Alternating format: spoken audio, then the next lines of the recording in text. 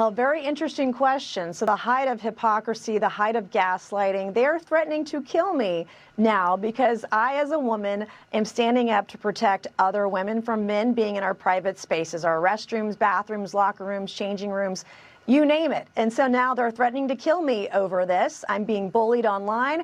But what they forget is that, Laura, I'm the first woman to graduate from the Citadel, the Military College of South Carolina. I will not be bullied into silence. I will not back down. And in fact, I'm going to double down on this. And I'm going to file even more legislation to protect women beyond the Capitol, across every state in the nation. Because the simple question is, do women have rights or not? It's a very simple question.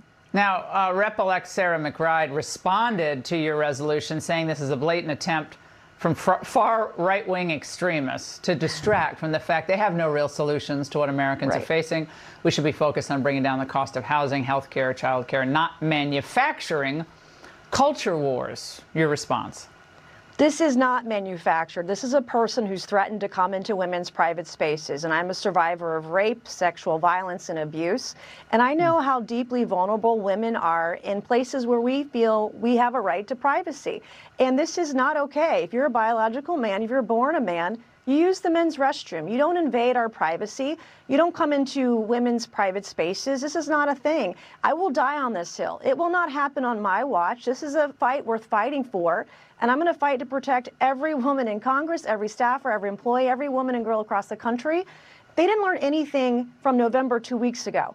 And women's issues were on the ballot, and conservatives are now feminists. It's wild. It's insane that this is even up for debate. It's not up for debate. And well, Sarah one thing, yeah, I'm sorry, but one thing I know the left will say in response to what you just said is, well, it's horrific that you were subjected to any abuse or assault, any of it.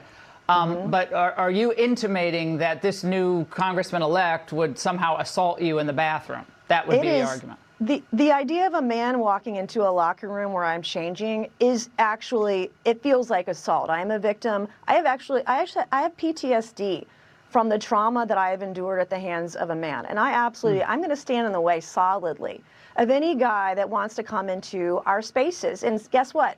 Sarah McBride doesn't get a say in this. And I'm not gonna succumb or be silenced by bullies online or by the radical left. They lost big. And I'm going to push back harder than ever before.